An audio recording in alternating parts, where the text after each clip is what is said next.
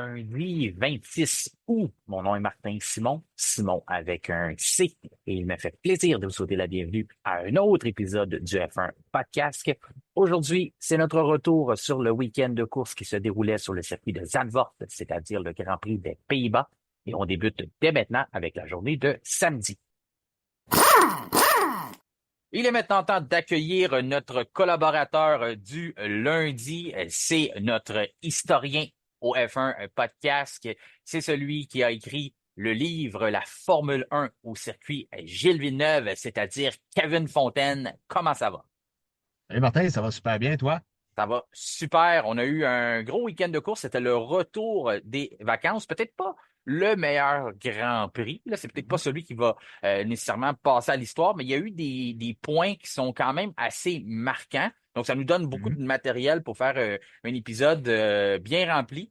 Puisque ça pourrait peut-être nous donner un avant-goût de ce qui pourrait se produire lors des... il reste 10 manches au championnat du monde 2024. Maintenant, il n'en reste que 9, mais peut-être qu'on a eu un petit avant-goût de ce qu'on pourrait avoir. Peut-être que ça va changer, mais du moins, on a peut-être une tendance qui s'est installée là, quelque chose qu'on avait peut-être commencé à apercevoir au cours des dernières semaines, plus qu'on se rapprochait à la pause d'été. Mais sans trop s'avancer trop vite là-dessus, tout ça, je voulais te lancer en premier lieu sur la séance d'essai libre, la troisième qui avait lieu samedi matin. On va y aller par étapes, on va suivre ça, on va parler des qualifications et ensuite on passera à la journée de dimanche comme on le fait à l'habitude. Eh bien, troisième séance d'essai libre, tu n'es pas sans savoir et tu l'as vu, tu me l'avais même envoyé le matin lorsque ça s'est produit. L'accident qui aurait pu être assez catastrophique, c'était un accident assez sévère de Logan Sargent durant la troisième séance d'essai libre.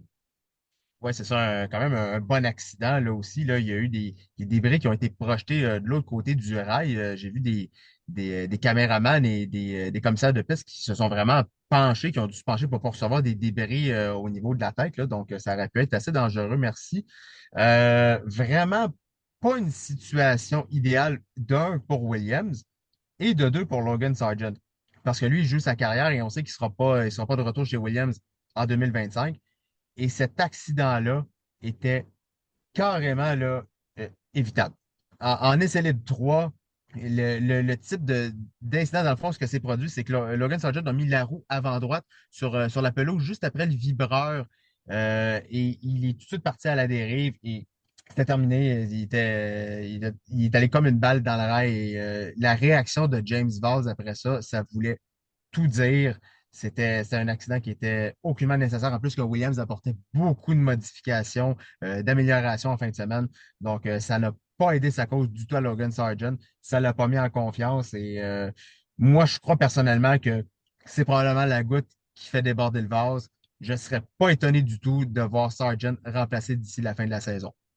C'est ce qui nous emmène à voir qui pourrait être les candidats parce que c'est une situation un peu particulière. Comme tu le dis, oui, bien sûr, cet accident-là était probablement évitable. En plus, il est devenu un passager à bord de sa voiture. Trop Mm. souvent, il en devient un. Il est supposé, on demande aux pilotes d'être du moins dans la mesure du possible toujours en contrôle de leur voiture, puis trop souvent, ça arrive que Logan Sargent se ramasse un passager à bord de sa Williams. C'est pas ce qu'on recherche en Formule 1, bien sûr. Ce n'est pas au niveau de cette série-là qui est supposée rassembler les pilotes d'élite à travers le monde. Donc, Logan Sargent, on a ouvert la discussion déjà ensemble avant d'être en onde, plutôt dans la journée de samedi. C'est bien beau le remplacer. La situation particulière, c'est qu'il y a déjà deux pilotes qui sont sous contrat avec l'écurie Williams pour la saison 2025. Donc, on cherche un candidat. Si on décide qu'il ne se présente pas au Grand Prix à Monza, qui est déjà le week-end prochain, bien à ce moment-là, ça nous prend un remplaçant. Ça nous prend quelqu'un qui veut accepter de venir piloter une Formule 1. C'est sûr qu'il y a beaucoup de personnes qui seraient prêtes à lever la main pour y aller. Sauf que Effectivement. la situation, c'est qu'on a seulement 9 Grands Prix à proposer. Mm. Il n'y a pas vraiment de vision à long terme pour le pilote, à moins que son but soit juste d'avoir une audition et de se faire remarquer par d'autres écuries, quoique il y a de moins en moins de postes disponibles. Il y en a beaucoup qui se sont comblés au cours des dernières semaines. Le tout dernier, là, c'est celui chez Alpine aux côtés de Pierre Gasly. Les candidats qui ont été proposés, ceux qu'on discutait, nous, toi, tu m'avais parlé de Mick Schumacher. Moi, je t'avais parlé d'une possibilité. Est-ce qu'on veut regarder pour Kimi Antonelli?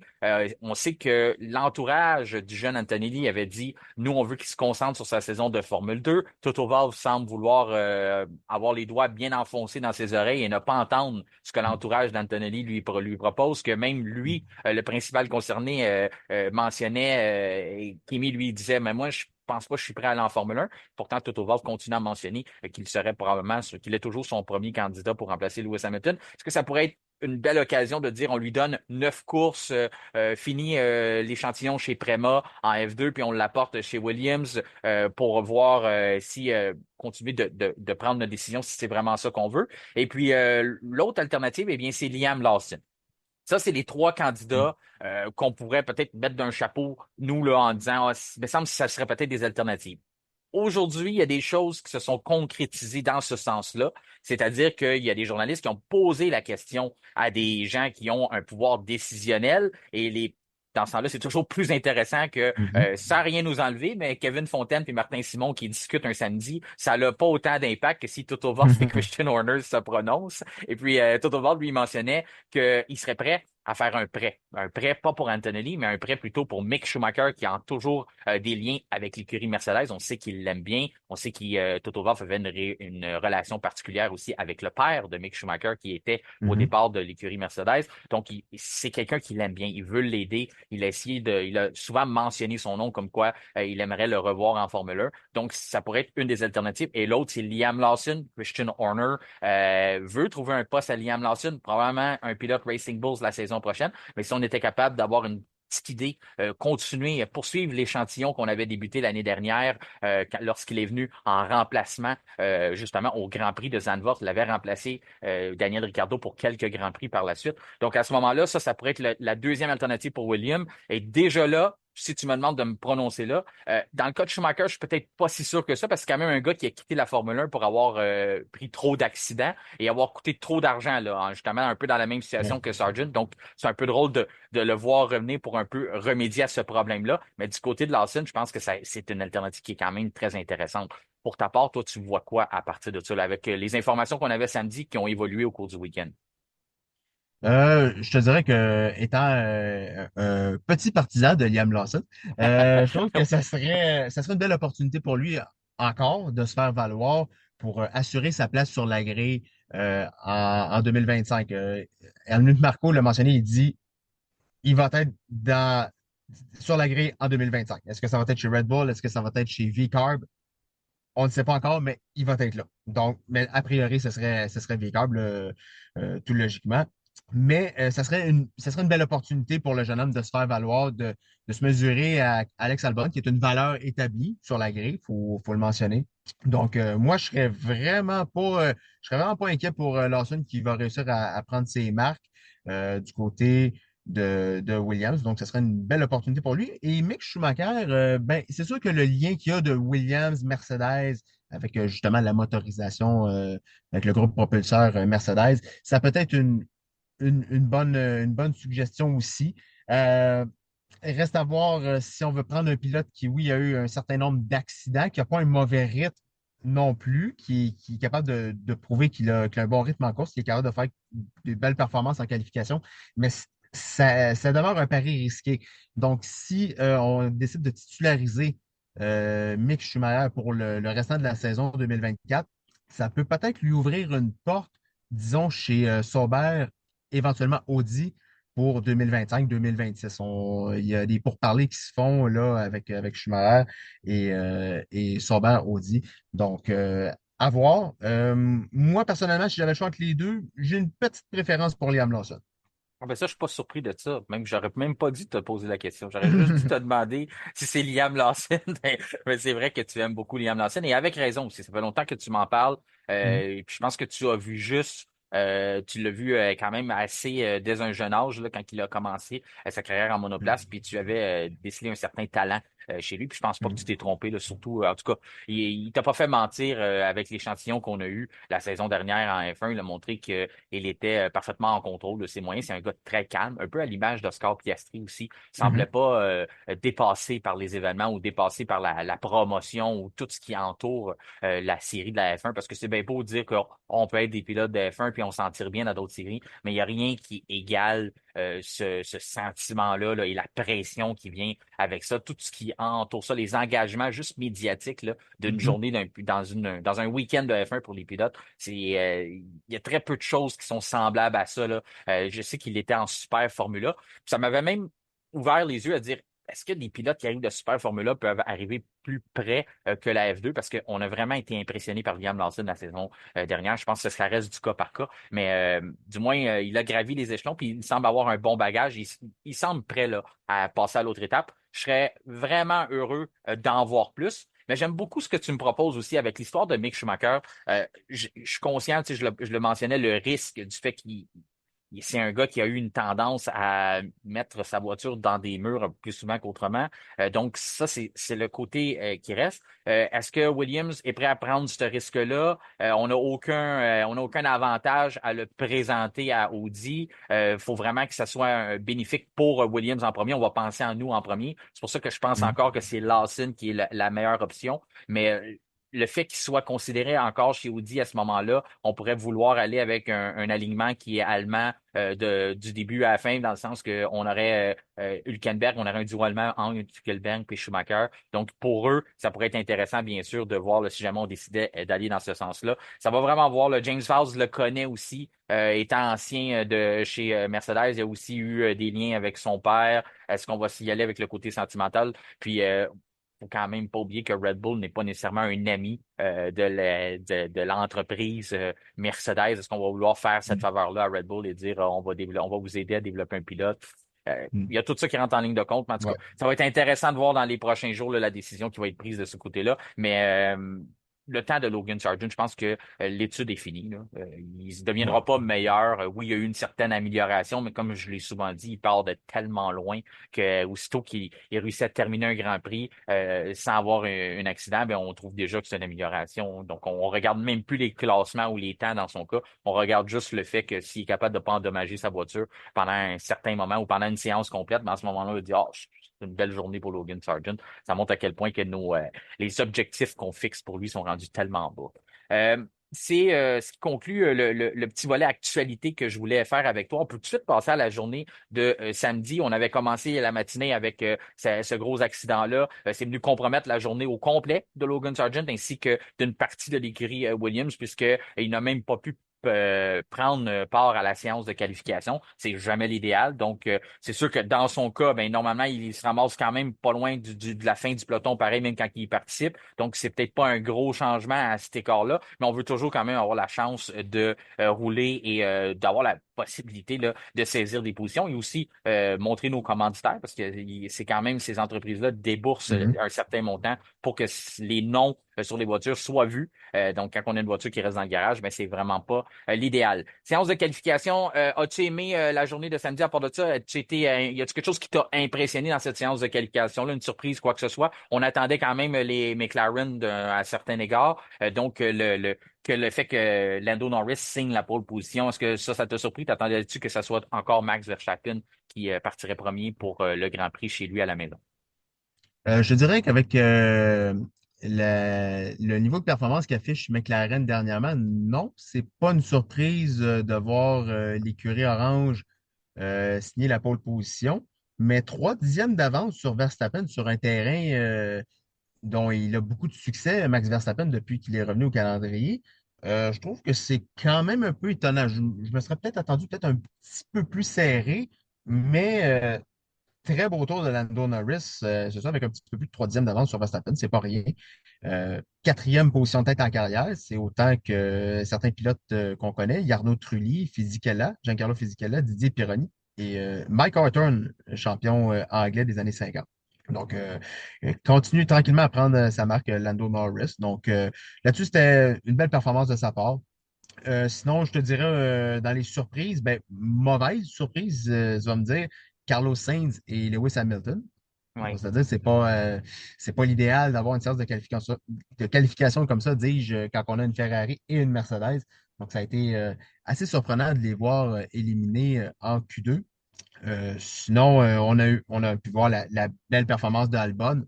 Par contre, il y a un par contre, il y a eu un non-respect du règlement technique au niveau du plancher et ça a entraîné une disqualification. Exactement. On va les faire. Tu m'emmènes justement sur les sujets où ce que je voulais aller. On regarde Mhm, Norris, qui est le seul à avoir été dans les 1-9 par rapport à mhm, Verstappen, son plus proche poursuivant, qui était toujours dans les 1-10. Normalement, c'est mhm, plutôt Verstappen qui nous avait habitués à ça, de repousser les barrières et d'être mhm, le seul à atteindre un certain niveau durant les qualifications. On peut mettre en perspective quand même, comme qu'on avait parlé dans l'épisode du vendredi avec notre autre collaborateur, c'est-à-dire Jean-Christophe Trahan. C'était un point important dans la saison pour McLaren. Le premier point était Miami, où on avait apporté énormément d'améliorations. C'est un peu la stratégie là, de l'équipe Papaye Orange depuis le début de la saison, c'est de regrouper nos améliorations et d'emmener ça comme un bloc où on utilise le terme en anglais, le package, mhm. l'ensemble d'améliorations. C'était à Miami et drôle de coïncidence, la dernière fois qu'on a apporté ça, on a aussi remporté l'épreuve et c'était aussi Lando Norris qui avait remporté sa première victoire. Donc, deuxième point important dans la saison où on apporte un autre ensemble d'améliorations et ça donne la deuxième victoire de Lando Norris. On en viendra un peu plus tard là, lorsqu'on passera au Grand Prix. Qu'est-ce qu'on avait apporté pour le week-end? Ben, c'est le point où ce que ça change le plus, c'est qu'on a modifié le conduit d'aération pour les freins. On en a déjà parlé dans des épisodes précédents. Ce que ça fait, ça, c'est que normalement, on accumule de l'air et ce qu'on veut faire avec cet air-là, c'est bien sûr refroidir nos freins qui sont soumis à des températures assez extraordinaires dans une course. Et quand on est capable de contrôler la température, bien sûr, on contrôle aussi l'efficacité de ceux-ci. Et le problème avec ces conduits d'air-là, c'est que ça vient perturber le système aérodynamique. Donc, quand on est capable de les réduire, bien, à ce moment-là, normalement, on va être capable d'en bénéficier, autant en diminuant la traînée, mais aussi en modifiant la qualité de l'appui aérodynamique sur la voiture. Donc, ce que ça implique, c'est le fait qu'on ait été capable d'apporter une modification à ces conduits-là, bien, on a dû aussi modifier la géométrie de la suspension avant. On a aussi Mhm. modifié les barres de plancher ainsi que la géométrie de la suspension arrière. Donc, tout Ouais. ça, là, ça nous a permis de débloquer une nouvelle fenêtre de performance. Et tu le mentionnais, le résultat s'est traduit. C'était pas seulement dans les simulateurs et dans nos études à l'usine, ça s'est aussi traduit sur le circuit lorsqu'on a vu l'écart qu'on a réussi à creuser entre McLaren et Red Bull. McLaren, depuis un certain temps en F1, on avait eu un mauvais début lorsqu'on avait passé à l'effet de sol. On n'était pas du tout dans le coup, mais à ce moment-là, on avait Mhm. bénéficié de plus de temps pour développer la voiture. Ça a été la même chose aussi en 2023. La saison dernière, il y a eu un certain moment où on avait 25% plus de temps que Red Bull pour développer la voiture. Et même encore aujourd'hui, on est encore à 15, à 10% maintenant de plus de temps de développement que Red Bull. Donc, on met ça à bon escient et on réussit à gagner des avantages, à soutirer quelque chose sur nos adversaires. Et là, on est rendu depuis le Grand Prix de Miami la voiture la plus dominante. Et ça vient pas de moi, Lando Norris le mentionnait aujourd'hui, Zach Brown, la même chose. Donc oui, il a été le plus rapide. Je pense qu'il faut saluer l'effort de Verstappen au cours du week-end où ce qu'il a fait la différence, c'est que la Red Bull n'était pas nécessairement la voiture qui aurait dû être en deuxième ligne ou derrière Norris. Il aurait dû probablement être troisième derrière Piastri. Il a réussi à les séparer. Je pense qu'à ce moment-là, c'était une victoire. On a limité les dégâts de son côté. Piastri, troisième. Russell, quatrième. Cinquième pour Perez. Ça a été ma surprise à moi. Moi, je m'attendais pas à Mhm. voir Sergio Perez performer à Zandvoort. Je l'avais dit dans des épisodes précédents. Je disais que c'est la décision qu'on a prise du côté de Red Bull de conserver ses services. Ça laisse gâter dès le retour des vacances parce que Zandvoort, normalement, c'est pas la genre d'endroit que je m'attendais à ce que Sergio Perez puisse sortir une belle performance. Il est cinquième. Si on met les choses en perspective, il faut quand même dire que oui, lorsqu'on sort les Ferrari un peu du décor, lorsqu'on sort la Mercedes de Lewis Hamilton, c'est sûr que ça lui fait gagner des positions. Peut-être que Mhm. si ce beau monde-là avait été au rendez-vous, peut-être qu'il aurait été encore huitième, puis on se serait posé des questions. Mais je m'attendais même pas qu'il sorte de la Q3, de la Q1 plutôt, et de la Q2. Donc, de le voir là, cinquième, je trouve que en soi, c'était une belle performance à sa part. Mhm. C'est sûr qu'on aimerait toujours le voir être à l'avant. Il y a quand même une Mercedes, c'est faufilé devant lui. Mais encore là, on part de loin du côté de Perez. On n'avait pas trop d'attente. Donc, on va le laisser tranquille sur celle-là, cinquième. C'était pas la fin du monde. Et puis, il y a quand même quelque chose qui a compromis sa journée, c'est qu'en Q1, Lewis Hamilton est venu un peu gêner son travail et ça a forcé Red Bull à utiliser un train de pneus tendre, un train qu'on aurait voulu conserver pour la fin, pour la Mhm. dernière séance de ses libres, c'est-à-dire la Q3. Et à ce moment-là, ben, il a pu faire qu'un seul temps en Q3. Donc ça, on peut pas nécessairement s'avancer trop loin, mais on peut quand même dire que ça a sûrement gêné un peu. Parce que plutôt que d'avoir deux séquences pour essayer de faire un temps rapide, il n'en avait qu'un et il a sûrement été d'une façon un peu plus conservateur. Il n'a pas été justement à la limite. Question qu'il avait absolument besoin d'inscrire un temps. Donc à ce moment-là, il a fait un cinquième temps, mais il ne pouvait pas nécessairement à la limite. Donc ça aussi, pour le mettre en perspective. Sixième pour Leclerc, septième pour Alonso. Et on en vient à Alex Albon. Alex Albon qui signe le huitième temps de la journée. Après la séance de qualification, tout le monde était d'accord que c'était une super performance pour Williams. Je lisais les commentaires des gens sur la page du F1 Podcast sur Facebook qui mentionnaient ça, c'est intéressant pour un gars comme Carlos Sainz. Carlos Sainz qui réussit pas à atteindre la Q3 et qui voit sa prochaine voiture, sa voiture de l'année prochaine, Alex Albon qui l'a conduit, l'emmener à la huitième position. Finalement, on apprend après la course que Williams est disqualifié. Seulement Albon l'a disqualifié parce que, on l'a mentionné, Logan Sargent ne participait pas à cette séance de qualification-là. Qu'est-ce qui est arrivé? Eh bien, c'est que dans les nouvelles améliorations, on apportait une grosse ensemble d'améliorations pour Williams. On jouait notre saison d'une certaine partie parce qu'on voulait rattraper tout le momentum qu'on avait laissé filer suite à la saison dernière. On voulait revenir une voiture performante qui est capable de se battre pour percer le top 10. Puis à ce moment-là, ben, on se retrouve que lorsque la FIA fait l'inspection de la voiture, on se retrouve que le nouveau plancher est pas conforme au règlement. Il est trop large.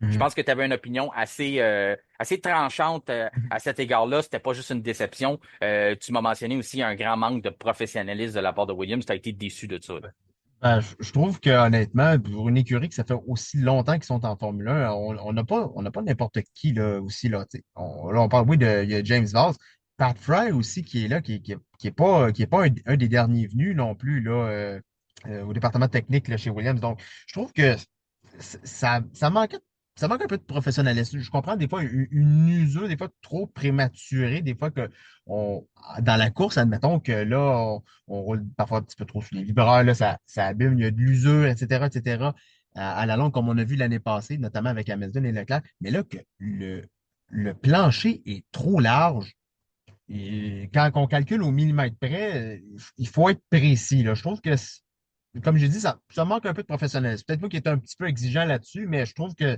il, il a manqué une coche à Williams là-dessus, là. Ben, moi, je suis d'accord avec toi. Écoute, c'est la réaction que j'ai eue. C'est pas des courses de boîte à savon, là. Non plus. C'est de la Formule 1. Il y a énormément de millions de dollars là-dedans. Mhm. J'ai aimé la réponse. Je t'ai mentionné là, lorsqu'on a eu cette discussion-là, je t'ai dit j'ai vraiment hâte, je suis impatient de savoir ce que James Valls va dire parce que c'est pas le Mhm. cas normalement qui se défile. Il a été à la hauteur de ce que je m'attendais. Il a sorti un communiqué, ben, un communiqué sous la forme d'une vidéo, comme il en a Mhm. l'habitude de le faire. Puis il s'est pas défilé. Il a dit que Mhm. c'était inacceptable, il prenait le blâme entier, ça leur revenait, comme quoi que on ne peut pas avoir une équipe qui travaille fort à l'usine pour faire des pièces, des pilotes qui mettent leur vie en danger pour aller extraire le maximum d'une voiture, puis finalement perdre ce beau résultat-là au bout d'une journée. Et on vient carrément de dire à Alba, ben, tout ce que tu as fait aujourd'hui, dans le fond, t'as mis ta vie en danger parce que oui, à Zandvoort ou n'importe où sur le calendrier, si les pilotes ne Mhm. veulent pas, il y a toujours ce risque-là qui est présent, même si les F1 sont tellement rendus sécuritaires qu'on a tendance à oublier ce risque-là qui reste présent, là.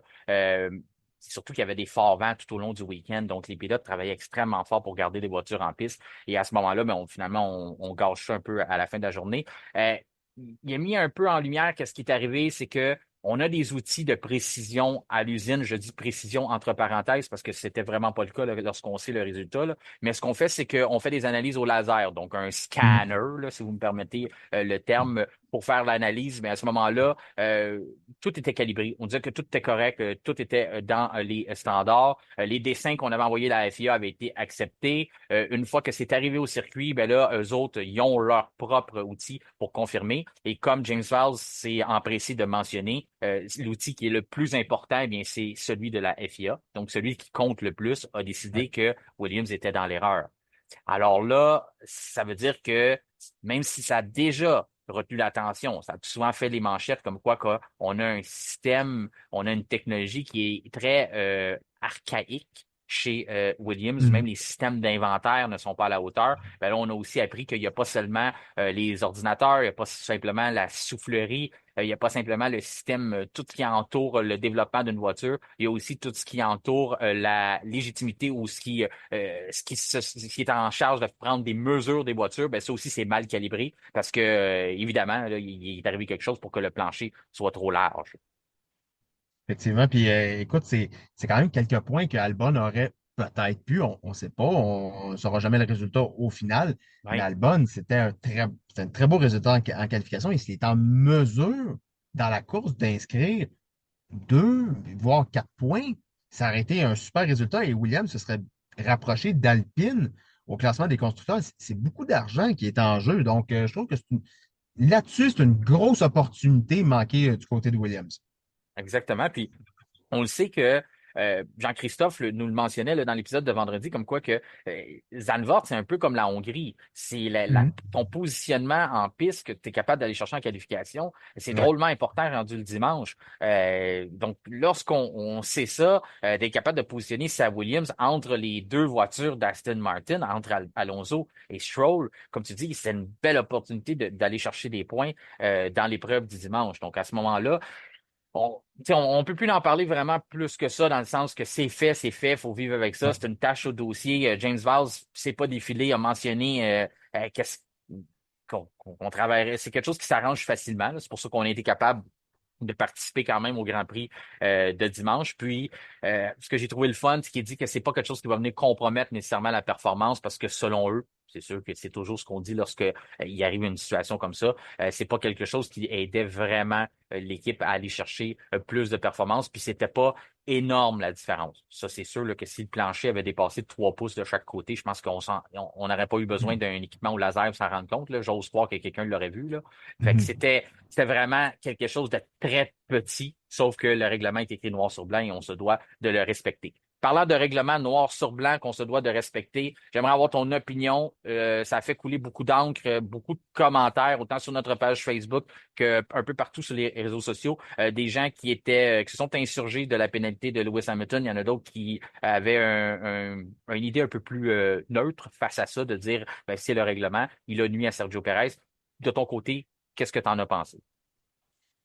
Bon, écoute, je trouve que avec le message radio, avec les communications radio qui venaient à Hamilton, il aurait dû avoir conscience que Perez s'en venait. Il aurait dû, à mon humble avis, il aurait dû euh, soit accélérer et par la suite ralentir pour laisser passer Perez ou ralentir considérablement auparavant. Je me souviens plus dans quel virage que c'était, malheureusement. Je ne sais pas si c'était le premier virage, De mémoire, Martin. c'est le virage 1 Tarzan. C'est le virage 1. Donc, Ouais. on avait déjà la ligne droite. Déjà là, il aurait pu se décaler en masse. Et c'est ça. C'est une pénalité méritée, tout simplement pour avoir nu à Perez. De mon avis, il n'y a rien de plus à rajouter. Moi, je partage le même avis que toi. Là. Je pense que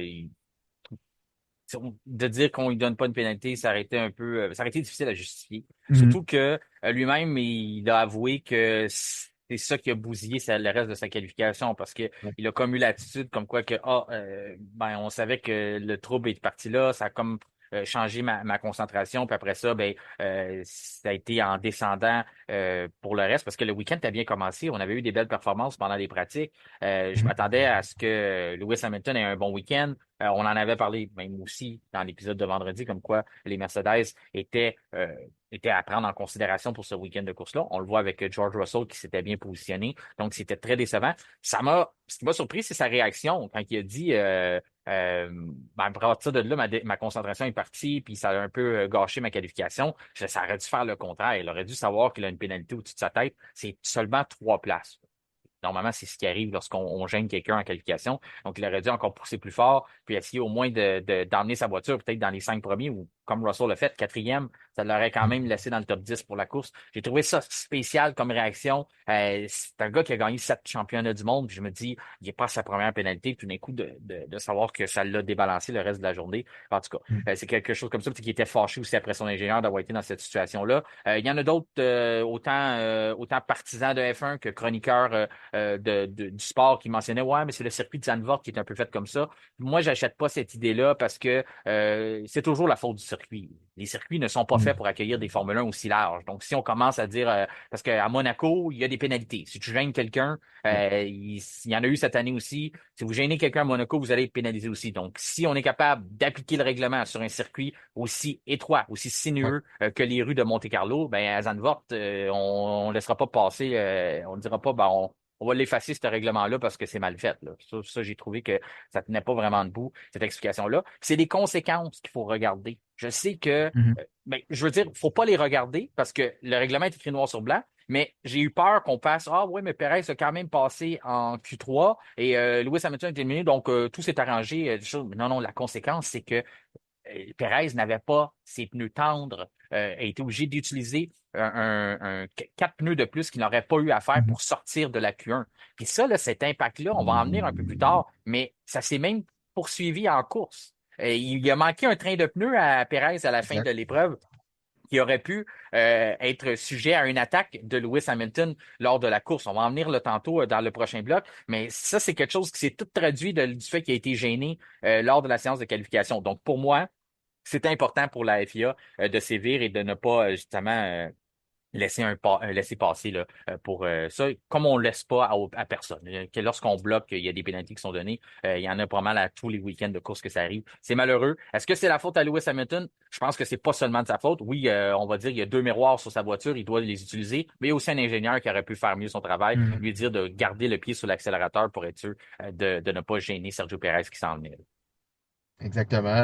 Ben écoute, si on continue la suite des qualifications, Oui, ben on avait eu la belle surprise. Moi, honnêtement, j'étais surpris de Pierre Gasly en ouais, qualification oui. de l'Alpine qui a fait une très, très belle performance. Gasly qui est avec l'année passée aussi, il y a eu un beau résultat. Pierre Gasly à Zandvoort l'année passée, il a fait podium. Et si je ne me trompe pas, il avait quand même fait une bonne qualification. Peut-être de mémoire, j'ai oublié, mais c'est un pilote qui apprécie ce circuit-là et il a bien traduit en fin de semaine. Il a passé son coéquipier Ocon sur l'éteignoir, carrément. Ensuite, bon, qualification décevante pour Hamilton, oui. De même pour Carlos Sainz, comme tu l'as mentionné. Euh, Vraiment, j'ai été surpris du côté d'Alpine parce que je m'attendais pas à grand-chose. On avait quand même eu un week-end intéressant dans une certaine mesure en qualification à Spa-Francorchamps. Ça s'est pas vraiment traduit en course tant que ça. Il y a eu je pense qu'il y a eu des points du côté de Ocon, mais là, du côté de Gasly, on était dans le match, là. Oui. On était dans le match, puis ça, c'est intéressant à voir.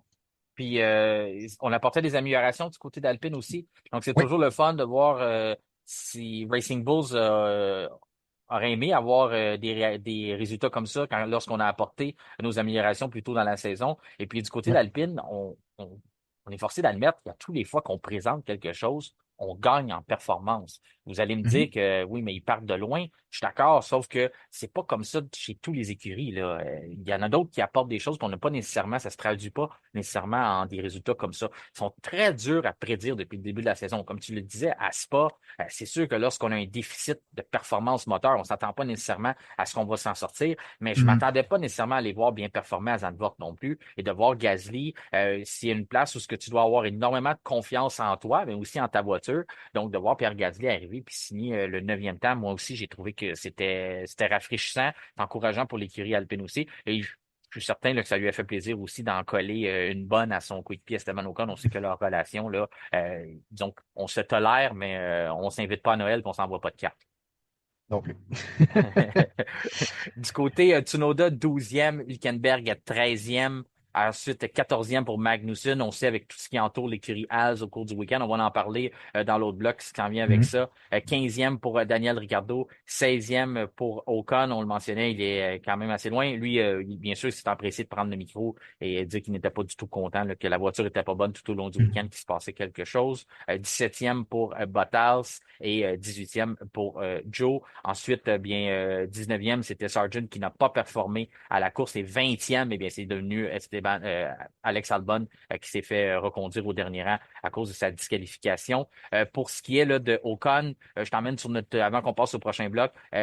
Penses-tu que ce qui l'a distrait aussi au cours du week-end, c'est justement ce qui arrivait avec l'écurie Haas, parce que c'est lui qui s'en va là l'année prochaine. Puis là, il voit que on menace de saisir le matériel, que Gene Haas doit 12 millions à Urakali, ancien commanditaire majeur, Mhm. compagnie qui appartient au père de Nikita Mazepin, ex-pilote de l'écurie Haas. Est-ce que tu penses que c'est quelque chose qui a pu jouer dans sa tête au cours du week-end de voir un peu tout ce qui se passait là, où ce que lui va installer son campement l'an prochain?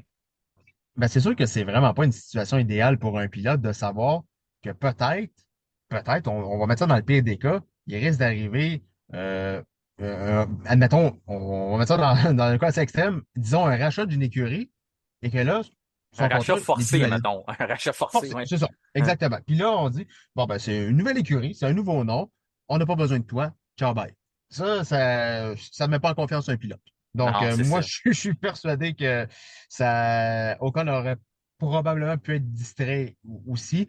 J'attends avec impatience de voir qu'est-ce qui va se passer dans le dossier As parce que ça s'enligne pas très, très bien là, pour l'écurie. J'espère que ça va se régler.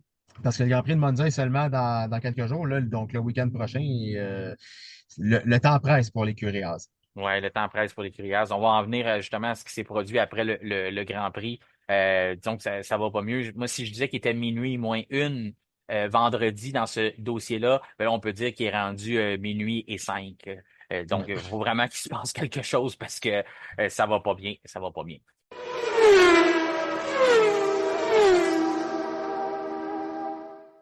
Dimanche matin avait lieu le Grand Prix des Pays-Bas et comme on le disait dans le bloc précédent, c'est Lando Norris qui avait eu la pole position. Mais est-ce que c'est vraiment un avantage? Eh bien, la question se pose puisque les 6 derniers détenteurs de pole position n'avaient pas remporté un Grand Prix. C'était une séquence qui était en vie depuis, bien sûr, les 6 derniers Grands Prix. On pouvait tirer ça à 7. La dernière fois que c'était arrivé, c'était au début des années 2000 qu'on avait eu 7 Grands Prix consécutifs où les pilotes qui détenaient la pole n'avaient pas remporté le Grand Prix. Donc, est-ce que c'était vraiment l'avantage? C'était la question qu'il fallait se poser. Et puis, Lando Norris nous a habitués à ne pas vraiment être capable de saisir ces opportunités-là. Si tu veux me rafraîchir un peu la mémoire, là, tu l'as dit, je pense qu'en entrée d'émission, c'était la quatrième pole en carrière de Lando Norris. Oui, Puis il n'avait exactement. jamais Quatrième. quatrième, puis il n'avait jamais remporté un Grand Prix, si je ne m'abuse, là, de la pole position, parce Mhm. qu'à Miami, je pense pas que c'était lui, hein, qui s'était lancé de la pole, si, en tout cas encore là. Donc, c'était vraiment une possibilité de ne pas encore d'échapper. On a eu énormément de discussions sur le fait que Lando Norris, oui, incapable de saisir certaines opportunités depuis le début de la saison, depuis le début de sa carrière, peut-être qu'on pourrait dire ça. Bien sûr, il y a toujours la malchance. Il y a aussi McLaren qui devait procéder à des ajustements, être capable de reconnaître ces moments-là où il faut sortir un peu les dents puis être capable de ne pas donner l'avantage à nos des adversaires redoutables de la trempe de Max Verstappen ou de l'écurie Red Bull. Tu avais apporté le point aussi que ça fait longtemps qu'on n'a pas connu la victoire ou qu'on n'a pas connu nécessairement des séquences où qu'on a la meilleure voiture, où ce qu'on peut saisir, gagner Grand Prix après Grand Prix depuis Mhm. le temps justement le championnat des constructeurs, le championnat des pilotes de Lewis Hamilton qui date déjà depuis un certain moment. C'est toi qui apportais ce point-là qui est très valable du fait qu'il faut redévelopper ces réflexes-là du côté de McLaren. Donc, on attendait beaucoup de ça. Les discussions qui a été aussi dans les paddocks, c'est que Lando Norris a travaillé ses départs tout au long de la pause. Lorsque c'était permis. C'est sûr que du côté simulateur, ben, de plus en plus des pilotes en ont à la maison, donc ils peuvent travailler un petit peu sans se rendre à l'usine. À ce moment-là, ben, 14e Grand Prix, 15e Grand Prix de la saison, on espérait que la tendance peut changer. Ce que j'ai trouvé un peu drôle de ça, c'est que moi, du côté de Lando Norris, mon évaluation que j'en fais, pas nécessairement le temps de réaction. qui cloche. C'est plutôt la prise de décision une fois que le départ se fait. Si on se rappelle, justement, je pense que c'est le Grand Prix. Est-ce que c'était en Hongrie? Non, c'était en Espagne où il a décidé de complètement foncer vers Max Verstappen pour l'envoyer Mhm. pratiquement dans le gazon. Puis il s'est complètement sorti parce qu'au bout de la ligne, c'est George Russell qui l'avait passé vers la gauche. Mhm. Lorsqu'il avait eu la pole dans la course sprint au Grand Prix de Chine, il avait complètement donné l'entrée du virage, donc l'intérieur du virage, à un vétéran septuple champion du monde Ouais. comme Lewis Hamilton. Il avait eu, c'était un jeu d'enfant pour lui de saisir l'intérieur du virage et de repousser Lando Norris vers l'extérieur. Puis je pense que ça avait coûté quasiment peut-être 5 ou 6 positions au départ, Ouais. cette décision-là. Donc, j'ai trouvé ça un peu drôle de dire oui, il y a le temps de réaction, mais moi, je trouve pas que c'est ce qui clochait depuis le début. Là, finalement, ça nous a donné que il y a eu le pire temps de réaction ou le pire embrayage de probablement sa carrière, mais c'est pas un cas isolé juste dans la voiture numéro 4 parce que le 81, Oscar Piastri a eu le même problème. Là, au départ, là, les roues ont Ouais. patiné et ça a fait qu'ils se sont retrouvés dans l'eau chaude dès le départ. Max Verstappen en fallait pas plus pour qu'il saisisse cette opportunité-là et qu'il prenne la tête de l'épreuve. Donc, avant même le premier virage, on disait aussi que Zandvoort, c'est très, très court avant qu'on se présente dans le virage Tarzan. Donc, ça donnait pas beaucoup d'opportunités à Verstappen euh, de saisir la pole de Norris, mais il n'en a pas eu besoin de plus que ça, puisque Norris a pratiquement pas décollé de la grille de départ. Est-ce que, de ton côté, est-ce que ça t'a surpris ou ça a juste rajouté le fait que tu t'es dit, oh non, pas encore? J'en parlais à un ami ce matin et j'ai dit, lui, il a bien vu, il a dit, ah, je vais miser un 2 sur Norris. J'ai dit, ouais, mais moi, je vais miser un 2 qui va encore avoir un mauvais départ. Donc, à moi aussi, j'aurais parié. Mais bon, euh, bon, ça n'a pas été la course la plus extraordinaire. On en a vu beaucoup d'autres plus spectaculaires. Mais c'est ça. Malgré un départ raté, Norris, il a quand même réussi à bien se reprendre pour aller chercher Verstappen et à s'imposer et de façon quand même assez brillante. Parce que il a pas terminé avec un écart de 4-5 secondes, là. C'est près de 23 secondes d'avance. Oui. Donc ça, c'est pas rien quand même. Donc moi, je trouve que ça a été une belle gestion de la part de Norris. Il n'a pas cédé sous la pression après avoir raté son départ. Il s'est ressaisi, il a pris en confiance. Dès qu'il a pu rejoindre Verstappen et ensuite le dépasser, ça a été le point tournant. Et après ça, il a contrôlé le reste de la course de façon formidable. Et enfin, il convertit une pole en victoire, en plus d'aller chercher le meilleur tour à la toute fin, Lando Norris. Donc, c'est son premier tour du chapeau, le hat-trick. Donc, pole position, meilleur tour, et il remporte l'épreuve. Exactement, c'est un point important dans une carrière. Oui, la première victoire, ça fait prendre en confiance, mais lorsqu'on est capable de le faire une deuxième fois, ben là, à ce moment-là, ben, on tombe, on n'est pas juste, c'est pas juste la chance. Il l'a même dit après le Grand Prix pour les gens qui pensent que je suis overrated, ben Mm, voilà, tu sais, je suis capable de faire des grandes choses. Comme tu dis, il y a la marque 23, pratiquement tout près de 23 secondes d'écart. mm, Si on remet ça en perspective, le plus gros écart au circuit de Zandvoort depuis qu'on a changé la configuration, qu'on est retourné, c'était en 2021 et Max Verstappen avait remporté la victoire par 20 secondes d'avance. À ce moment-là, bon, on disait, ça n'a pas de bon sens, mm, 20 secondes, qu'on se tient dans des séquences comme ça, gagner des courses à 20 secondes. Puis là, Lando Norris aujourd'hui l'a fait avec 23. C'est au 18e tour qu'il a réussi à compléter le dépassement. Il n'a plus mm. jamais, jamais, jamais été inquiété. Par la suite, il a réussi vraiment à se sauver et gagner, gagner, gagner. Même à un moment donné, je me demandais ce qu'on va lui dire de un peu ralentir, mais je pense qu'on voulait vraiment passer notre message, montrer où ce qu'on est, en est rendu. On voulait aller aussi recueillir des données, voir c'est quoi les capacités de cette Mhm. voiture-là. Je pense qu'il y a aussi le facteur que à un certain moment, je pense que Max Verstappen aussi a commencé à protéger ce qui s'en venait en arrière de lui. Parce qu'il y a eu un moment où on aurait pu être inquiet aussi de Charles Leclerc, qui était très surprenant. Les Ferrari, on pensait Ouais. qu'ils étaient nulle part ce week-end-là. Mais lorsqu'aussitôt qu'ils sont tombés en mode course, on a vu que la Scuderia, ben, au moins, on a peut-être eu quelque chose de positif à ramener à l'usine puis dire, c'est peut-être pas tout qui est perdu là, dans cette saison-là. On a peut-être encore quelque chose sous la main. Il faut juste apprendre à le maîtriser et exploiter cette fenêtre de performance-là. Il y avait surtout Oscar Piastri qui a la même voiture que Lando Norris, mais on se dit, on voit l'autre en avant qui est à 23 secondes d'avance. S'il faut qu'il se sorte de ce fameux trafic-là, là, les conséquences du mauvais départ, il a peut-être été moins chanceux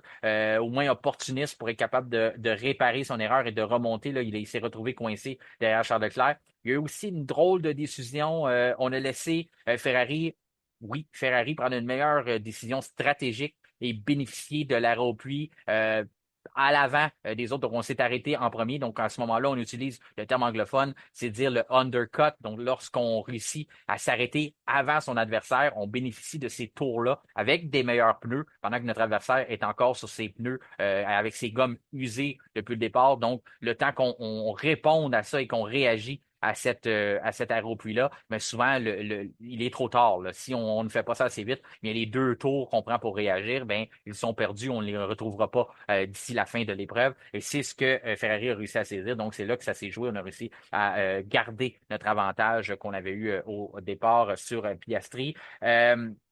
Je t'emmène sur une petite parenthèse là, avant qu'on continue un peu sur ce qui s'est produit.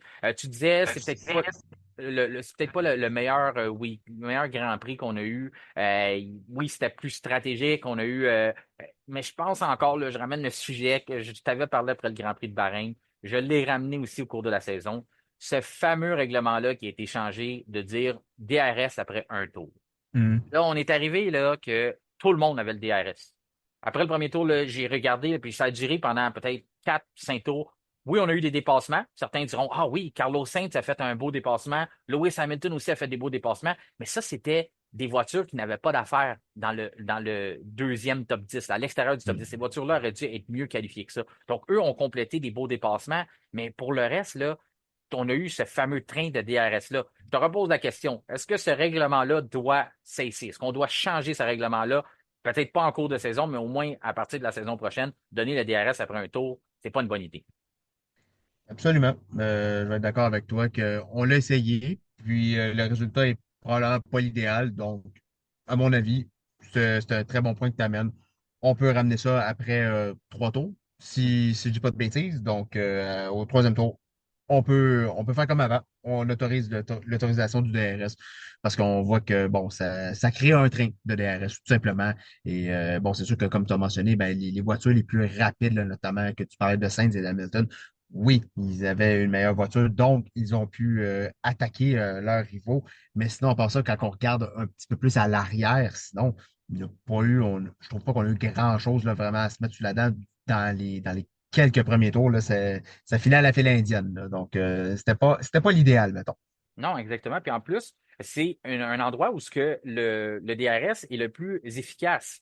Pour donner une idée, là, on gagne 20 km/h sur la voiture qu'on suit. Mm, Si l'autre n'a pas le DRS, bien entendu. Mais là, puisque mm, tout le monde l'avait, ben, tout le monde roulait à 20 km/h plus rapide. Tout le monde ouvrait le DRS. Tout le monde se libérait de cet appui-là qu'on n'a pas besoin en ligne droite. En plus, c'est un DRS qui dure longtemps puisqu'il commence déjà dans le virage 14. On peut déjà l'activer et en bénéficier jusqu'à la fin jusqu'à l'arrivée du virage 1, donc le virage mm. Tarzan. Puis à ce moment-là, ben, ça fait que le seul qui n'avait pas le DRS en piste, eh bien, c'était Lando Norris. Il a fallu qu'il travaille pour l'avoir. Puis la raison pourquoi il ne l'avait pas, c'est que on le voit depuis le début. On le sait, c'est une étude. Là, ça a été, le règlement a été implanté depuis le début de la saison. Bahreïn m'avait déçu. Un endroit normalement où on a des bons grands prix, ça avait pas été à la hauteur. Zandvoort, ça avait été une course très excitante l'année dernière. Tous les fois qu'on est allé, on a eu des bons grands prix. Puis là, on a peut-être eu le pire. Puis dans ce temps-là, il faut voir c'est quoi qui a changé. Bien, ce qui a changé, c'est ce règlement-là. Et puis, Mm. la seule voiture qui réussit normalement à casser le DRS en un tour, c'est celui qui est premier. Non seulement, normalement, celui qui signe la pole a la voiture la plus rapide, donc c'est plus facile de se sauver.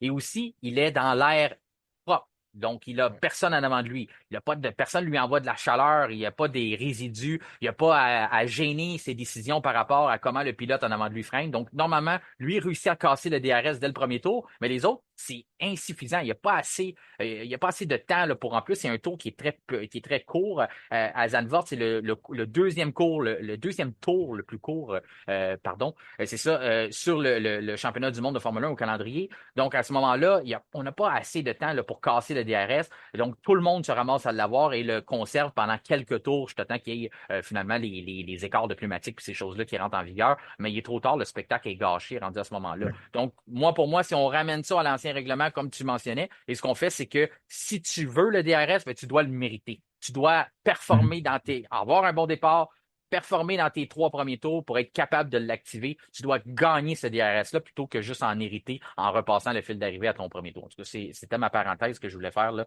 Je sais que ça fait Mhm. 3 fois que je reviens sur ce sujet-là, mais comme on dit, c'est une étude qu'on fait cette année On a l'échantillon grossi à chaque épreuve. À toutes les fois, moi, je trouve que ça, on va pas dans le bon sens avec ça. En place d'ajouter au spectacle, je trouve qu'on fait le contraire. On nuit à ce spectacle-là. On parlait de Leclerc, la décision de s'arrêter avant Piastri et avant Russell. Est-ce que c'est quelque chose que tu as noté toi aussi de ton côté? Penses-tu que ça a été un facteur ou tu penses que c'était gagné au départ, il avait réussi à faire un meilleur départ ou tu crois que si on avait été un peu plus habile dans nos stratégies du côté de McLaren, on aurait pu saisir un podium aujourd'hui à la place de Leclerc? Ben, à voir comment Piastri revenait sur Leclerc. En fin de course, il y aurait peut-être eu matière, mais je trouve que Leclerc avait un très bon rythme. Mhm. Comme tu avais mentionné, c'était pas un circuit qui convenait à la base à la Ferrari, mais j'ai trouvé le rythme de Leclerc très intéressant. C'est vraiment une super performance pour lui. Puis en plus, Ferrari n'apportait pas d'évolution en fin de semaine. Donc, bravo à Charles Leclerc et à Ferrari. Et souvent, l'écurie italienne, ben Ferrari, c'est pas l'écurie, je trouve, depuis que je suis la Formule 1, c'est pas une écurie depuis un certain temps qui prend la décision d'aller de l'avant. On se fie, disons, sur les autres en stratégie. Disons que Red Bull va faire le premier coup, on va s'arrêter. Après ça, Ferrari va faire, va imiter. C'est rare que Ferrari prend la décision tout de suite de faire le pari de s'arrêter et après ça, disons, de faire l'undercut et que les autres vont suivre par la suite. Donc ça, j'ai trouvé ça intéressant. Donc vraiment, super performance pour Leclerc. Il a bien mérité son podium. Donc je suis très, très, très content pour lui. Puis Carlos Sainz également, très belle course après, ça a été lancé 10e, là. Des beaux dépassements, très agressifs, très incisifs. Là. Ça, c'est un Carlos Sainz que j'aime voir en piste. Oui, exactement. Ferrari, tu es pile dessus. C'est vrai qu'on a tendance à imiter plutôt qu'à essayer de changer un peu, de penser à l'extérieur de la boîte et de voir ce qu'on peut faire pour gagner. Chapeau à eux. Lorsqu'ils prennent des mauvaises décisions, on le dit. Chapeau aussi à Charles Mhm. Leclerc parce que c'est beau d'avoir l'idée de la stratégie, mais il faut aussi faire le gros du travail en piste pour que ça fonctionne. Mhm. Il a résisté aux attaques. Tu le mentionnais, Oscar Piastri a montré les dents pratiquement tout au long de l'épreuve. Même qu'on pensait à un moment donné que ça, après qu'il a dépassé George Russell, on s'est dit ça risque d'être assez facile. Il va y avoir Leclerc assez rapidement. On pensait même que du côté de Verstappen, il pourrait être en danger. Je suis persuadé que ça l'a joué dans la stratégie du côté de Red Bull, qu'on a décidé de ne pas prendre de chance d'arrêter Verstappen peut-être pour un deuxième arrêt. On a aussi décidé de peut-être laisser filer Norris puis de plutôt garder de la gomme pour être capable de résister aux attaques possibles du Mhm. côté de l'autre voiture orange papaye. Donc, tout ça, là, je pense que vraiment, c'est chapeau à Charles Leclerc. Le premier qui doit y avoir donné une tape dans le dos, peut-être pas devant les caméras, mais c'est c'est Verstappen ou Christian Mhm. Horner lorsqu'il l'a croisé après la course, parce qu'il a certainement joué un rôle important dans le fait que McLaren n'a pas marqué, n'a pas saisi deux voitures sur le podium, est capable de marquer un peu plus de points dans ce week-end-là, qui a quand même été très bénéfique pour l'écurie McLaren. C'était la première victoire pour eux à Zandvoort depuis 1985. Oui, bien sûr, il y a eu un Mhm. gros écart là, qu'on n'y a pas été pendant plusieurs années, justement de 85 à 2001. La dernière victoire de Niki Lauda, c'est lui qui avait remporté cette victoire-là pour McLaren, donc justement Ouais. en 85, sa dernière en carrière. Et puis, petit fait cocasse, le premier podium, la première victoire de Lando Norris en carrière, c'était à Miami, on l'a mentionné, et c'est le même podium qu'à Miami. Hein. Ça avait été Norris, Verstappen ainsi que Leclerc, et c'est le même qu'on a eu aujourd'hui. Mhm. Lorsqu'on regarde on mentionnait là, les voitures qui ont remonté un peu le peloton, Carlos Sainz qui a réussi à terminer cinquième derrière Leclerc, troisième, Piastri quatrième, cinquième pour Sainz, Perez sixième. Un peu une Mhm. déception, là, il s'élance cinquième, on a dit beau travail pendant les qualifications, tout ça, finalement, il part cinquième, il termine sixième. Est-ce que tu penses que Perez aurait dû faire mieux dans sa course? Ben, déçu, mais en même temps, est-ce qu'on est surpris? Non. Moi, c'est ce que je me dis. Je veux pas être méchant avec Sergio Perez, mais dans la prédiction du top 5 qu'on a fait sur la page Facebook, j'ai pas mis Perez dans le top 5, puis c'est pas pour rien. Donc, j'ai été surpris par contre de voir Sainz terminer cinquième, ça je l'avoue. Euh, mais de ne pas voir Perez réussir à terminer dans le top 5, moi de mon côté, je suis pas, ça ne m'étonne pas comme je pourrais dire, parce que McLaren gagne encore du terrain face à Red Bull au championnat des constructeurs. Euh, va falloir se ressaisir. Va falloir se ressaisir du côté de Red Bull parce que la menace orange arrive très rapidement. Oui. Puis encore une fois, ce qu'on a vu, on fait beaucoup de comparatifs. J'en fais beaucoup depuis le début de l'épisode avec Miami, mais aussitôt qu'un Grand Prix se déroule avec les gommes dures, la McLaren est imbattable. Ouais. Imbattable. Puis du côté de Red Bull, c'est l'effet contraire. On n'est pas Mhm. capable de maintenir le rythme aussitôt. Non seulement quand Pirelli décide d'y aller avec le procédé de gomme le plus dur possible, lorsqu'on a un facteur stress élevé soumis par le circuit, à ce moment-là, on n'a pas le choix d'aller avec ce procédé-là pour être sûr qu'il n'y ait pas de danger, là, que les pilotes ne sont pas mis en danger. On a un stress immense qui est mis sur ces pneus-là. À ce Mhm. moment-là, du côté de Red Bull, on s'éteint. On n'est pas capable de développer de la performance et on fait quelque chose qu'on était reconnu pour le contraire. On mange nos pneus. Et c'est pas Mhm. d'habitude la caractéristique des voitures Red Bull. Le docteur Helmut Marko s'est penché sur la situation, même après la course. Il a dit que l'erreur qu'on a fait, c'est qu'on a décidé d'aller avec une configuration qui apportait beaucoup trop d'appui sur la voiture de Max Mhm. Verstappen, qui n'avait pas la même configuration que Sergio Perez. Puis ça, c'est venu nuire parce que pour les gens, pour expliquer un peu qu'est-ce qui se passe, c'est que, bien sûr, lorsqu'on met plus d'appui sur la voiture, c'est une forme, c'est une charge. On veut utiliser le vent pour faire coller la voiture au sol. Mais lorsqu'on met ce poids-là, et bien sûr, ça vient mettre un poids sur nos pneus. Donc, il y a deux façons de gérer ça. Il y a une façon, c'est de dire, moi, j'y vais pour beaucoup d'appui aérodynamique, mais ça va m'empêcher de faire glisser ma voiture. Donc, je vais être capable de ménager mes pneus. Il y a toujours ce côté-là, parce que des fois, il y a deux écoles de pensée là, à cette étude-là. On dit, ah, je mets beaucoup d'appui, mais je vais protéger mes pneus parce que je glisse moins. Mais il y a aussi le fait que tu mets beaucoup d'appui, tu mets un plus grand stress sur les Mhm. pneumatiques aussi. Donc, ça, c'est le facteur qui aurait joué en conséquence contre Red Bull. Non seulement on est avec les gommes dures, mais on est allé avec un mauvais choix, une mauvaise sélection. On n'est pas reconnu pour ça et c'est venu jouer en la défaveur de Red Bull au cours du week-end. Ça peut aussi Mhm. expliquer le gros écart comme quoi on s'est retrouvé. Perez, mais de ce côté, lui, il n'avait pas cette configuration-là, sauf qu'il n'y avait pas nécessairement aussi la voiture pour attaquer. Je l'ai dit là, je veux le laisser tranquille, Sergio Perez. C'est rendu la faute à Red Bull. On a décidé de poursuivre la saison avec lui. Sauf que quand tu pars cinquième, j'aurais au moins aimé qu'il conserve cette position-là. Mais il termine sixième. Au moins, on va dire qu'il a limité les dégâts. George Russell, Mais Red 17. Bull, Oui, vas-y, vas-y. ouais, mais Red Bull doit mieux comprendre sa voiture, Mhm. qui est un peu plus, je dirais un peu plus d'équilibre. Parce que quand il y a plus d'équilibre, ben le pilote se sent plus en confiance, puis les pneus s'usent moins. Donc, c'est sûr qu'il faut quand même apporter des améliorations, mais il faut que ça ait un résultat sur le chrono au final, là. Autant en qualification qu'en course. C'est pas trop un problème pour Verstappen, mais pour Perez, c'est une autre histoire. Et il faut que le deuxième pilote soit dans le coup. Tu as raison, la voiture est trop imprévisible cette année. C'était pas Mhm. le cas chez Red Bull depuis, je dirais même Mhm. depuis 2021. On était toujours à point dans nos réglages. On arrivait sur un week-end, puis on savait exactement ce que ça prenait. Dès la première séance d'essai libre, on voyait ce qu'on avait de besoin, puis on construisait là-dessus tout au long du week-end. Mais là, parfois, on arrive à la troisième séance, plutôt celle du samedi matin, puis on se pose encore des questions sur ce qu'on doit faire. Et puis Max Mhm. Verstappen, qui est reconnu. On a eu de les dire de Frédéric Vallée, notre collaborateur au podcast, là, qui travaille à l'usine Hamilton Keynes, a déjà eu la chance d'écouter des communications radio, puis il avait dit ce qui me surprend le plus de Verstappen, c'est à quel point il est bon pour soumettre l'information et nous dire ce qu'on a de besoin ou ce qu'il a besoin de plus pour corriger la voiture et gagner en performance. Et puis là, souvent, c'est sûr que c'est pas dans les médias qu'il va faire ce travail-là. Il va pas aller dire à tout le monde ce qu'il a besoin, mais souvent qu'on voit que même lui, il se pose des questions, puis il a beau apporter ce qu'il a besoin, puis il dit on n'a pas trop de solutions à ça. Donc, on est un peu limité dans ce qu'on peut faire là, pour régler les problèmes qui sont soumis du côté de l'ingénierie. Et ça, c'est assez inquiétant. C'est pas ce qu'on voyait au cours des dernières saisons. Euh, du côté d'Hamilton, bien, il a quand même bien récupéré là, en terminant huitième derrière Russell. Quand on regarde que Russell s'est lancé cinquième, Hamilton s'est lancé plus loin de mémoire, c'est de la 14e position. Donc, quand même fini un en arrière de l'autre. Donc, septième, huitième.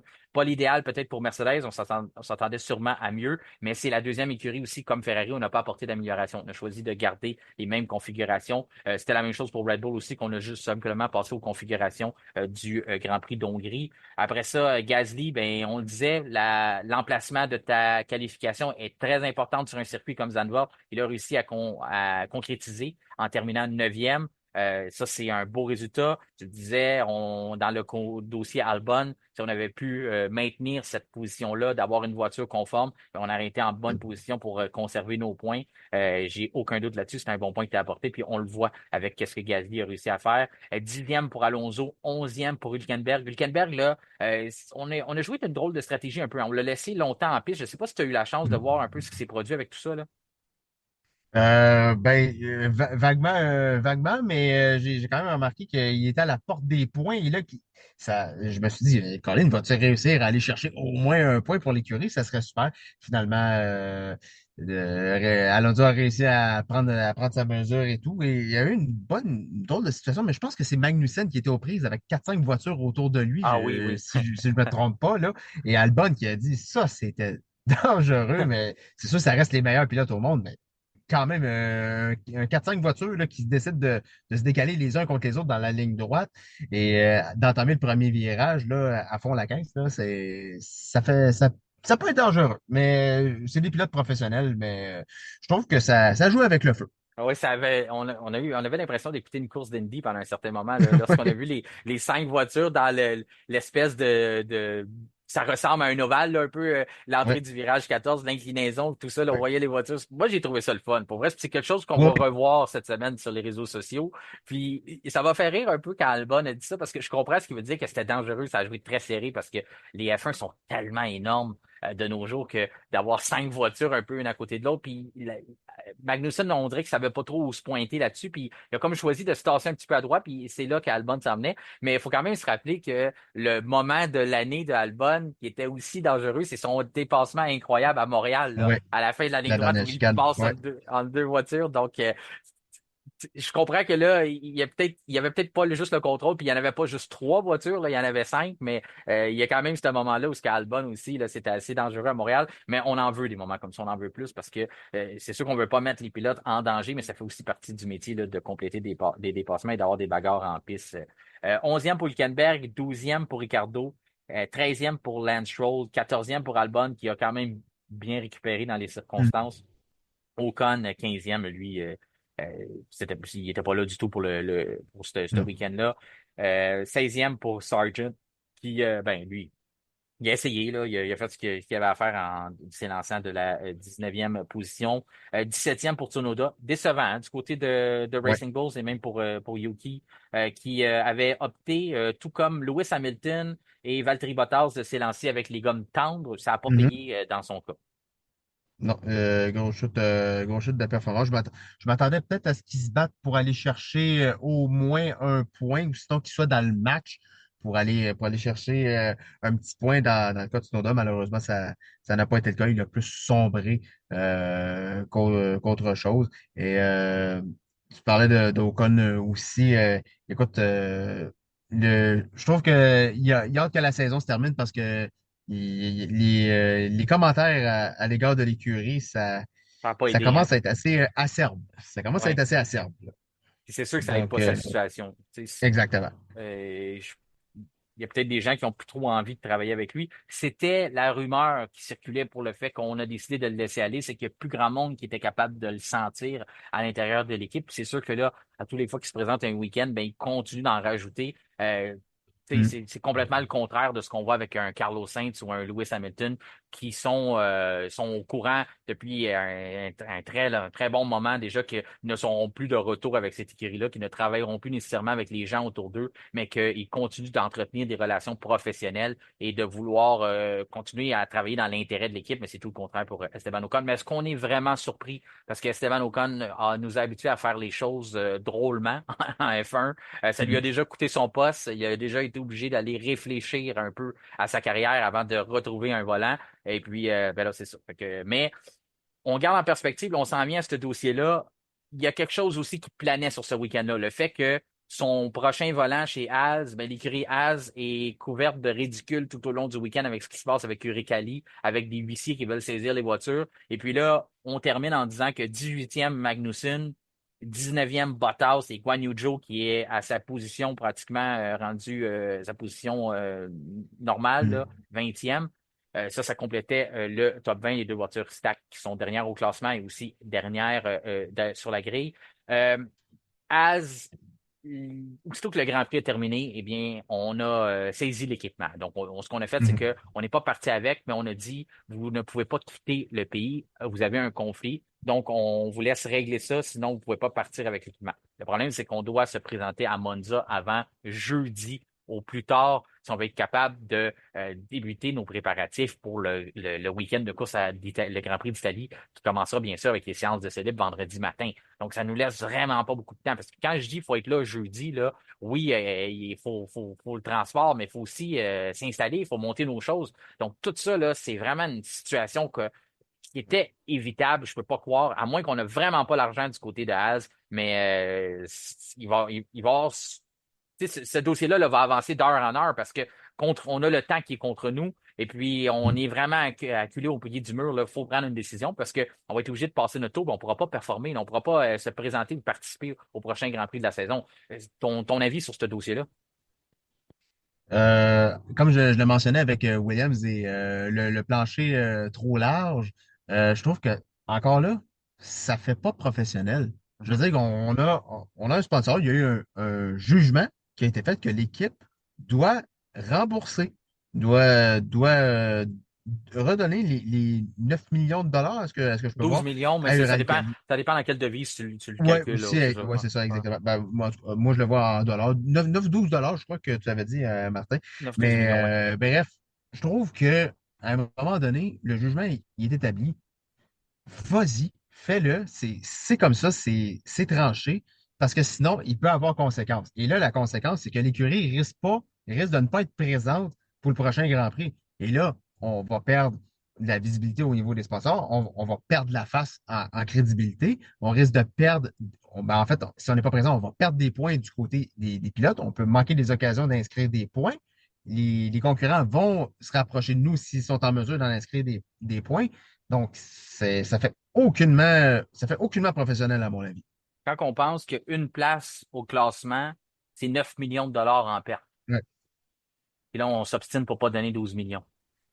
C'est, je, je sais pas qu'est-ce qu'on cherche à faire parce que clairement, le gouvernement néerlandais a décidé que Haas devait payer. Et puis c'est le deuxième gouvernement qui décide ça, puisque le gouvernement suisse a aussi décidé que Haas devait rembourser l'argent. Donc là, on est pris là, parce qu'on peut pas sortir nos voitures de là. Fait que même si on veut dire, oh, nous, on veut un deuxième jugement, on veut, je sais pas, faire autre chose, là, on est pris en otage. Puis c'est ce que Dimitri Mazepin avait comme idée. Franchement, on est obligé d'avouer qu'il a été bien conseillé là, d'aller avec cette Mhm. procédure-là. Il faut que les Liberty Media interviennent aussi. J'imagine qu'ils sont déjà dans le Oui, dossier parce que là, ça dépasse l'écurie. C'est la F1 qui est entachée par tout ça, là. aussi. Puis c'est le championnat du monde, comme tu dis, il y a des commanditaires impliqués. Tu as une compagnie qui s'appelle MoneyGram, qui est le commanditaire principal de Haas. Mhm. Puis pour l'instant, ben, on voit le nom MoneyGram partout avec des histoires de huissiers, puis de saisie, puis de tout ça. C'est pas des bonnes affaires. Normalement, quand tu paies des gros montants pour mettre ton nom sur une voiture, tu veux pas être associé à des dossiers comme ça, là. Fait que ça, c'est vraiment pas l'idéal. Puis comme on le disait, ben, Ocon, qui s'en va là la saison prochaine, tu as le jeune Oliver Burman, tu as une association avec Ferrari aussi. Ferrari Oui. qui te confie un jeune pilote pour la saison prochaine, même si tu le mets sous contrat, tu le payes et toutes ces choses-là. Mais il y a plusieurs joueurs dans ce dossier-là, là. Ça dépasse l'orgueil de Gene là, puis sa tête dure. Là. Il n'y a pas juste lui qui est impliqué dans ce dossier-là. Il y a plein d'autres choses. Puis ça ouvre la porte aussi à un gars comme Andretti qui n'a pas d'écurie en F1 puis qui dit bah moi, si vous n'êtes pas capable, moi, je vais m'embarquer, je vais la rajouter. Puis c'est un des ennemis à Gene aussi. Donc, tout ça là, Mhm. mis ensemble, ça sent vraiment pas bon. Puis on n'a pas fini d'en parler parce que il va y avoir ça va être tout un téléroman au cours de la semaine, ça, d'heure en heure, ça va Ouais. avancer. Il va se passer des choses. Je suis certain que la nuit va être courte du côté des personnes de chef et tout le monde, tous les journalistes du côté de la F1 vont surveiller ça attentivement pour voir est-ce que les voitures quittent le circuit et s'en vont vers l'aéroport. Et s'ils s'en vont vers l'aéroport, ben, le prochain scénario à vérifier, c'est dans quelle direction? Est-ce qu'ils s'en vont vers la Russie ou vers Mhm. l'Italie? Ça va être l'autre chose à surveiller. En tout cas, Kevin, c'est pas mal fini pour ce dossier-là. Ça conclut Mhm. le Grand Prix de dimanche qu'on a vécu. En terminant, je te demande, comme à l'habitude, ton pilote du jour, c'est qui pour toi, retient ton vote là, pour cette journée-là à Zandvoort? Ben, je te dirais que, comme je l'avais mentionné sur la page Facebook, j'ai bien apprécié la performance de Norris, qui a bien fait ça, mais moi, personnellement, je vais y aller avec Carlos Sainz pour ses belles attaques sur un circuit qui ne voyait pas Ferrari être hyper performant. après avoir fait une qualification décevante, il a réussi à bien se rattraper. Il a réussi à nous donner de l'action pour les fans, pour les spectateurs là-bas et nous autres aussi à la télé. Donc, il a réussi à gagner plusieurs positions. Donc, bravo à Carlos Sainz. Pour moi, c'est mon choix. Parfait. Carlos Sainz, je pense que c'est un bon choix. Il y en avait plusieurs, hein. Des fois, il y a eu des grands prix où c'était plus facile de choisir le pilote de la journée. Je pense que Lando Norris, à cause de l'écart qu'il a fait, oui, il a fait un mauvais départ, mais il a réussi à se reprendre aussi en signant le meilleur tour en fin d'épreuve. Pour moi, il a eu mon vote, mais j'ai passé très près de le donner à Charles Leclerc pour la performance Mhm. tout au long de la course de dimanche. Puis Carlos Sainz, même chose, une remontée. Il a récupéré son erreur de qualification. Donc, à ce moment-là, oui, c'est sûr qu'il y a eu une mauvaise journée le samedi, mais normalement, le pilote du jour, on le donne pour la journée de dimanche. Donc, Mhm. bien sûr, à Carlos Sainz, je suis d'accord avec ça aussi. C'est un très, très bon choix. Il y en avait plusieurs, comme je te dis, Norris, Leclerc et Sainz, je pense que c'était tous des bons choix. On aurait même pu, pour certains, le donner à Lewis Hamilton, parce que lui aussi a quand Mhm. même récupéré son week-end, même s'il a terminé au neuvième, là, c'est peut-être pas la huitième plutôt. C'est peut-être pas Huitième, ouais. ce qu'on s'attendait. Il s'est quand même tiré dans le pied dans la journée de samedi, mais au moins, il a retourné sa voiture dans les points. Donc, on ne pouvait pas même y en demander plus pour ce week-end-là. Encore une fois, Kevin, toujours un plaisir de collaborer avec toi, d'avoir tes analyses et tes opinions sur tous ces dossiers-là. Il y en avait plusieurs, donc je pense qu'on a réussi à faire le tour puis à donner Mhm. notre avis sur pas mal tout ce qui s'est passé et de mettre tout ça à jour. Et on va déjà se reparler lundi prochain pour discuter du Grand Prix de Monza. Un grand plaisir, Martin, comme d'habitude. C'est ce qui conclut notre épisode du lundi 26 août. Notre prochain rendez-vous sera vendredi en marge des séances d'essai libre du Grand Prix d'Italie. D'ici là, je vous invite à nous suivre sur les différents réseaux sociaux, notamment sur Facebook, X, Twitter ainsi que Instagram, et à nous suivre aussi sur Spotify et activer la petite cloche question de recevoir une notification lors de la publication des nouveaux épisodes. Mon nom est Martin Simon, Simon avec un C. Je vous remercie de faire confiance au F1 Podcast et je vous souhaite une excellente semaine.